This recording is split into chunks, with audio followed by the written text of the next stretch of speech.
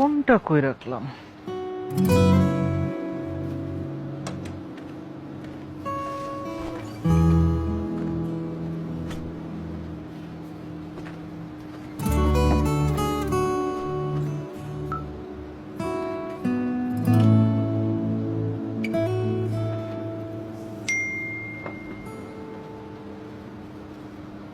টাকা?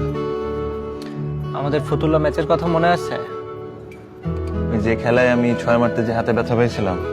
ফেরত আসার সময় রিক্সা ভাড়াটা তুই দিসলি, সেই ঋণটা শোধ করলাম। তোর এটাও মনে আছে? ওদিন আমরা জয়েন্ট ম্যান অফ দ্য ম্যাচও হয়েছিলাম।